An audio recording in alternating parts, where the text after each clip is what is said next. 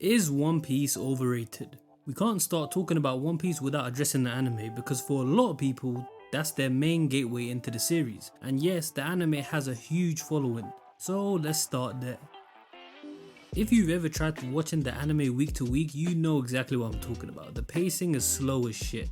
The anime's approach to pacing is the anchor that drags down almost everything else that would have made the anime good. This method of slow and dragged out scenes is detrimental to the overall flow and enjoyment of the series. The anime is often forced to insert additional content to avoid passing the manga. This was a common problem with long running shows that newer fans of anime might not be aware of. Every show handled it differently. Naruto in its later years during Shippuden decided to use filler arcs to avoid catching up with the manga. One Piece doesn't really have filler arcs, so instead it opts for the dragged out method, leading to the notorious pacing problems that plague the series. Episodes are stretched to accommodate the need for filler content. This practice has almost become the hallmark of the series, with entire episodes dedicated to non-canonical events or overly drawn out moments from the manga. These additions, while sometimes providing additional background or context, often feel superfluous and just straight up pointless. For instance, scenes that should have been concise and impactful are padded with repetitive action sequences, character reactions, and extended dialogues. The result is a viewing experience where pivotal moments lose their urgency and the overall excitement is diluted. There's a perfect example of this in the Dressrosa arc during Luffy and Doflamingo's fight. While Doflamingo was certainly a very strong opponent for Luffy in both adaptations, the manga made it clear that Gear 4th was clearly stronger than Dofi. However, when it came time for their final clash in the anime, Luffy struggles tremendously. This was because they had to pad out the episode, so they extended the fight and added scenes of Luffy and Dofi struggling to extend the runtime of the episode. This is a pretty wild establishment because usually the slow pacing would only just affect the flow of the anime and make it a less enjoyable viewing experience. But in this case, the slow pacing and padded scenes changed the story. Having Luffy struggle against Doflamingo and Gear 4th that much changes how strong the viewers think Luffy is, which in turn changes how they view Gear 4th, an ability that he uses often after this point. The existence of One Piece, a fan-edited version of the anime that removes filler and reduces episode length, highlights just how problematic the pacing issues are. Fans have taken it upon themselves to create a more streamlined version of the series to address the very flaws that make the anime less enjoyable for so many viewers. The need for such a fan-made solution emphasizes the severity of the pacing problems and the extent to which they impact the viewing experience. Then there's the animation, which ranges from stunningly amazing to downright embarrassing. The inconsistency in animation quality is another issue for the anime. On some occasions, the animation reaches impressive heights, with the fluid, dynamic action sequences and vibrant colors that bring the world of One Piece to life in breathtaking detail. These episodes often feature intricate choreography and beautifully rendered backgrounds that elevate the storytelling. However, this high quality is not the norm, it's actually nowhere near it. These episodes usually come during a climactic moment or conclusion of an arc or story. The series frequently suffers from animation droughts for 10, 20, 50 episodes where the animation is noticeably subpar. The disparity between well-animated episodes and those with lackluster visuals can be jarring. These moments become even more noticeable due to the lingering shots of character reactions and stretched out scenes, and the slideshow style animation. Since these scenes stay still for quite some time, it's easy to notice the lack of detail in the art and the lack of movement in the animation, with characters appearing out of proportion or movements becoming choppy and awkward. These inconsistencies are often the result of tight production schedules, budget constraints, and unrealistic expectations from management. Toei isn't known for their great working conditions. Let's be honest, just like bad CGI in movies, most of the time it's not the artist's fault or the CGI artist's fault. It is purely a schedule issue and time crunch based. Most artists and CGI artists at this level are great. That doesn't change the fact that the anime has bad animation for a majority of the show. But I'm just saying that I'm not blaming the animators themselves. The impact of this fluctuating quality is significant. When the animation is lacking, it detracts from the impact of key moments, making intense battles or emotional revelations feel less significant. Viewers are pulled out of the experience when they encounter poorly animated scenes. It's only human. This can undermine the tension and excitement that the story is trying to convey. The lack of consistency in animation quality affects not only the visual appeal, but also the overall immersion and engagement with the series. One thing that must be mentioned is that Wano and the following arcs, it seems, will be adapted with the new art style and animation style. The style is leagues better than its predecessor in terms of quality and consistency, and genuinely has some of the best animation I've seen in a while. Not just some of the best animation in One Piece. Unfortunately, that change occurred about 900 episodes in, and 90% of this show still dealt with animation issues, especially if you look at post time skip. That was a dark time for One Piece. Also, the new animation style isn't without fault. I don't really like the DBZ auras and the overall Dragon Ball Z vibe. One Piece always felt distinct and unique in its fights, and especially its abilities, but the new Wano style animation, while beautiful, feels more generic, with the auras and the DBZ explosions and even the sound effect. I don't know, I dropped the show after Wano, so maybe they fixed some of the speed bumps with the Egghead arc, but it seemed very Dragon Ball Z-esque in Wano from what I saw. Let me know if these issues are still present in Egghead and the following arcs. If you're enjoying this video, don't forget to like and subscribe. I post these types of videos every week, and yeah, back to the video. I'm sure many of you One Piece fans watching dismissed all my previous points since they were based on the anime and not the original work, and you know what? Fair enough, that is true. So let's talk about the manga. This is where One Piece truly shines in the eyes of most fans. Oda's world building is nothing short of brilliant. I gotta give it to him. The way he weaves together complex histories, introduces entire cultures, and somehow makes it feel all connected is genius, there's no question. The man's been building this world for decades, and it shows in the complexity of the islands, the lore, and the political dynamics between the world government, the pirates, the revolutionary army, as well as the Gorosei and the Yonko. And the art style, while unconventional, is perfect for the wacky larger-than-life story, and I genuinely enjoy it. The manga shines because it's all Oda, straight from his mind to the page, without any of the padding and stalling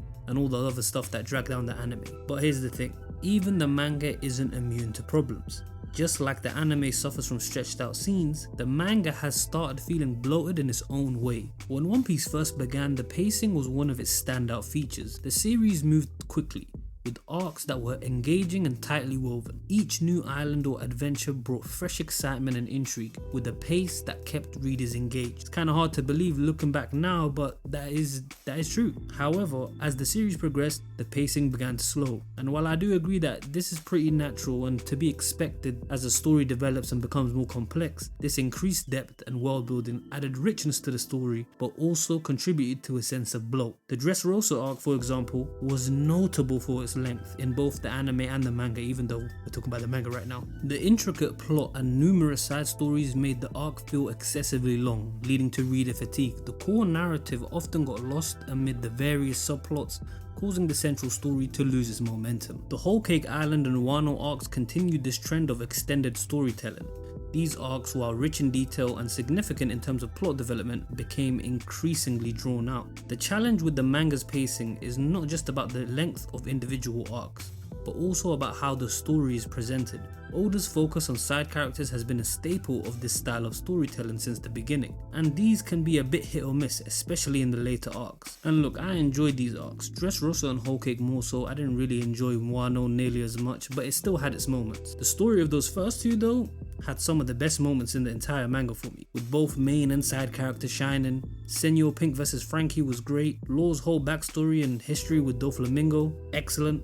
Sanji's backstory and leaving the crew, Jinbei officially leaving Big Mom, Katakuri. I could go on and on and on about all these great moments. Even with the pacing issues, the quality of the writing and storytelling stood out and carried the manga. So what happens when that's no longer the case? The introduction of Gear 5th and the climactic battles with Kaido and Big Mom. These moments were huge, highly anticipated by the fans for years, but did it live up to the hype? You know what, fuck the hype. I don't even care about it if I'm being honest. Did these moments make sense? That's all I care about. Did this make sense from a plot standpoint? And that is where opinions start to diverge.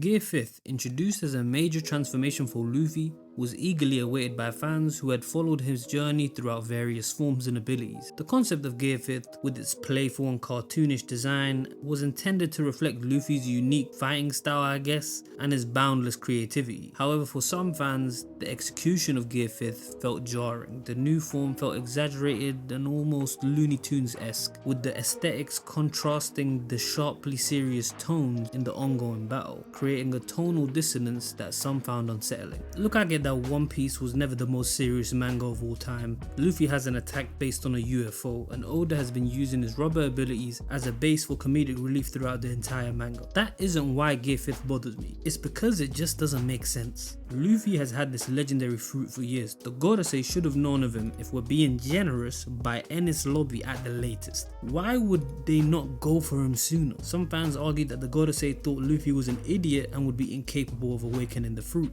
Now, never mind that his dad is Dragon, most wanted man on earth, and his granddad is possibly the greatest marine of all time. Even if we disregard those two facts, why the fuck would the Gorosei and the world government take that risk? There is no logical reason that an organization that murdered pregnant women for months on an island on the off chance that Roger piped would take a chance on not going after the Gomu Gomu no Mi fruit, especially since they imprisoned the Cypherpole agent who lost the fruit as punishment. Clearly it was important. The unfortunate truth is that a story this big will have plot holes. You can try all you want, but this one lacks explanation. Oda didn't have everything planned out 25 years ago, of course. The story evolves and some things aren't really easy to retcon 20 years after the fact, especially something as pivotal to the core identity of the series like Luffy's Devil Fruit. It's not that I'm mad or annoyed at the existence of a retcon. There are other fairly significant ones that I enjoy and I'm glad were added, Haki being one of those. It was added after the fact to nerf Logia users. An addition like this undoubtedly made the series better and the power system more complete.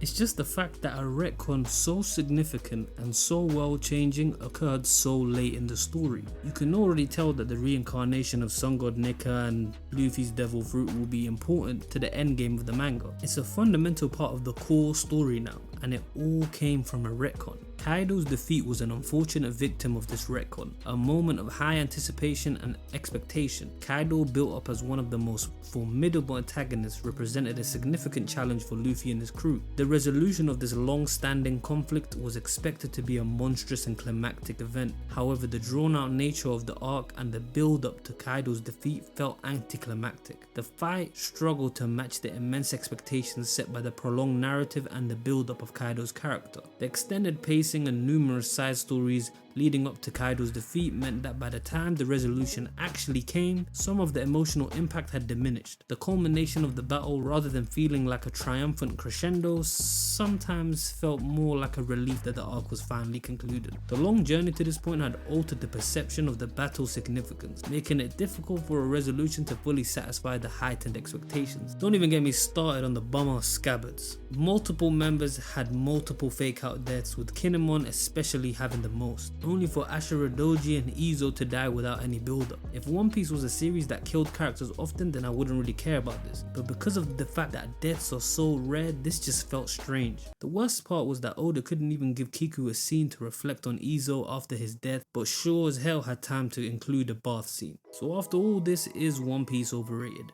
It's a tough question because on one hand, there's no denying the brilliance of Oda's world building, character development and sheer creativity. The series has delivered some of the most iconic moments in manga history. Even in an arc like Wano that I have many problems with, the world building aspects of it were still excellent. The world of One Piece truly does feel like a living, breathing place. But here's the thing, when critically assessed, it's clear that One Piece has its flaws. The anime's pacing issues and the manga's recent bloated arcs and plot holes reflect broader challenges that come with maintaining such an expansive narrative over decades. These issues can detract from the overall experience, leading to moments where the series lacks sense or feels hastily put together. On the manga side, the expanded arcs and slower pacing in the later years have introduced a different set of challenges. The intricate world building and detailed storytelling, while impressive, can sometimes lead to a sense of bloat. The extended length of arcs like Dressrosa, Whole Cake Island and Wano can create a feeling of fatigue. The narrative occasionally struggling to maintain the brisk pace and excitement of its earlier chapters. The shift in pacing can impact how readers engage with the story and how they perceive the series as a whole. One Piece is undeniably influential, but that doesn't mean it's flawless. The hype around it can be so intense that it overshadows some very real flaws. People act like it's the pinnacle of anime and manga, but the truth is, it doesn't always live up to its massive expectations. Those pacing and bloating issues are hard to ignore once you notice them. In the end, I think One Piece is overrated. Despite its significant influence and long-lasting success, the issues in pacing, bloated arcs, inconsistent animation, plot holes indicate that it falls short of being the flawless masterpiece many claim it to be.